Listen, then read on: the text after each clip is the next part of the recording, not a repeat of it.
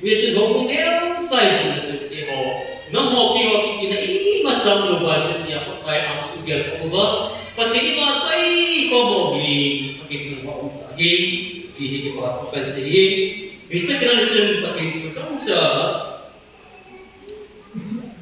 gì cái Itinitigasyon. Zon sa tipon ito pa kung sa lapungat sa sige kate som sige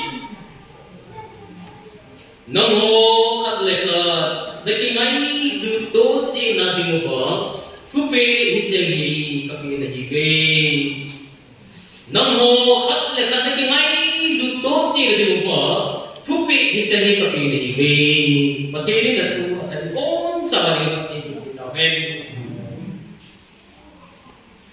Disituhi, pagkay ang kipon masalay, dyan isisam tayo. Kaya man mo, disituhi kapinihigay at isusunod ako. Apipin, tas may kiham tayo. Banoy lesin po, piyat kima, Amite, kamayin ka sa atin, kapana kasim, katbaka na kasim, kamite siyo, chinalang zo na kizo, tabi sesitin. Akka na kogin ka na pula ang lunin, akka na kumain ako, yun, sige lang, ito ako, gahuto din, ito pian na ito, pati kapangalan na. Ibig sa mga siya, wherein came on, nang ho, di ba, came God kasat kayo ba? Came on, mapapanpiwa, God kasat kayo ba? Hindi. Nang ho, came on, came on, na ito, di mo, at isusok. Pati na makamsip, tasin siya. Iswiki, nityan, iswiki ho. God, ang mga, sila, imon kailos. Senunia sakit ini satu ibu zong dari dia nato kena dia dos. Tapi may orang ada doang ini lah. Aziz zamu ini. Minta mandiri. Aziz tak azam. Mungkin saat ini lagi masuk zong ini. Nini ka oh balor ka ini. Itu juga. Pori kisi tak sini. Ini suami kita ini, mesej puhat lagi bawa mesej. Sudah kalau dia dah semua tahu. Oh, ganun tayo na nila. Kayo sa mga kasi kalau dia nak tidak usah. Kasi dunan niya sa kain, izam tayo na nila. Hoy lai isa kita. Hoy lai ako may kiso isa at makadam si bagi. Ipong lang personal nato sa kinayos. Ibon sa kaya ko yung sa alumnong yung talos. Isang mesin na siya mga pumasyo. Pati na ipanpiba, isigang ako na sa kayo doga, kung namasok gagim na tayo na. Isumike ho, gilkil dang sa agapatin mo ya zabu bagatin. Gilkil dang sa ato ho sa imovin, bilo naging pagkay, kalumang kanamite, tao. Pati kita nazar wala nang nasatain pati lepan bibi kanina. Government sector pin zone na ho pati lepan biba kung ano man kimasarap sa ating katindahan. Isi sama ko sa mga program sa ako na ile, way masaya din talo. Itinay ta pa kay sa pin. Kaya mo nagawin dal sa pitain. Kaya mo nagawin dal sa pitain nang ho kaya mo kay mana ko hindi ka pati tawag na lang kasi ay taas pati na safety ham tinatay sinto so te ho pasate ko tagaw man tayo tanggal bes nakaka git ka na kulang ni Yusuf na masig lang ito gahudogin ito piilin pati na hinalay pati kata san nakikilasosyo. At pinasihiham tayo evangelist zona evangelist no xin hơn mà họ tin bất kỳ nó mà ra chốt cho mà đi ra cái cái bên bất kỳ lấy người đàn họ để ô bất kỳ thằng đó bên thua sấy họ ý cái sân tại sao mà đi sấy họ ý ta sân nó quay mà đi đi giống này cái có đi ra thì ít mua nó được cái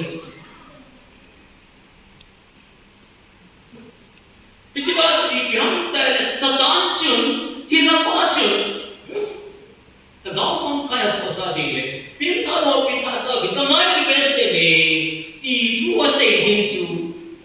Kita ngai sa seperti ho. Ui thuk te mai bukan bila tu sei dah kena. Ai lo gay tu bahasa.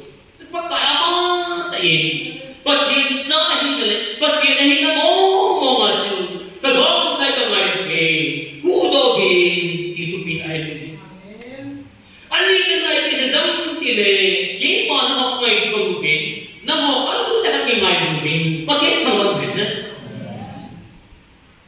Kaya paano ako may pagubin, bakit makamsay tasin? Na mo kalala kay may pagubin, isabihin pati isabihin. Di ba na yung sabi ko, bakit isa yung nalibang, iba-iba yung mga Izuai skim na bunga na bunga, isim suai na sang som na sang minsa ang dalam sebenarnya bisa. Min azor abul kedinga, ay na po pia pisa ang ngay luna sunung so ko'y masana na ipo, pati ang naman na. Aloy apay kedinga ay po kaldo sa mga benzo, ngay luna ko'y masana na ipo. Aloy apay ay po pipaldo pas ko ham ni kaya sa video maka Yesus Kristus ama tahi pati ang mga maka Yesus Kristus pati sa pain banjos men ko no ta itlay mo na serafim ti ho insul na zakto ko ate pa awa sa ina mo na hinda pati na ko si nang leki ay lumsi kasi na tonsot na hindi na isili ka pangol siya at sa pasang si violation ay sola na sa hupinga bongsun nang sila hupinga ito na ako na hinata tayo pasok niyo nang leki ingay rizala ay kapong pikal rekrosa kung song thong le kung ni kung thong la ministry le na pakai na ai ko la kung sai song le hichi ba na ko pi e ho at nga apia hichi ai na e pe ba chu hichi lai ta sa sei na ke aloi la pai ke nga ai na ko pi pe do sa nga ngai lu da chung lu so pai pasana nei ko ati pa pakai ma ta pe sei na hi se ne ho ni pai tan ge ay sumiti ho kasi sa ngay yung ngay ko di penta si ihang gelem din so kayo hina hinsin pa tayo patit sa bain mo hibang sila sa low big passion gan kayo tahong pinga gan kayo tahong siya hisan kita ay kung pinang lekyan nga ipit ay dunia besmito naging pagkaisa tayo pinagpikatan Hinsin po kayo ng mga ipinato katin. Isang hindi ako kaya din ako nanatang. Di pa ito niyagagin ko kata isa-isa ko niya ako. Ngayon na kitihi. Ngayon ang labay na. Ngayon na kilawin nagamusang itong punti. Ngayon ang labay na. Ewan, katulog na hi. At itong nilzaw si Gawlay sinihan lang. Taas na nagawin sa ulit. Ngayon na ako katulog at ipakilin. So, pati ako ngayon, ngayon ang lupin ngayon ngayon na niya yung lupin ngayon, so, pati ako, masih mabulit sa Diyos.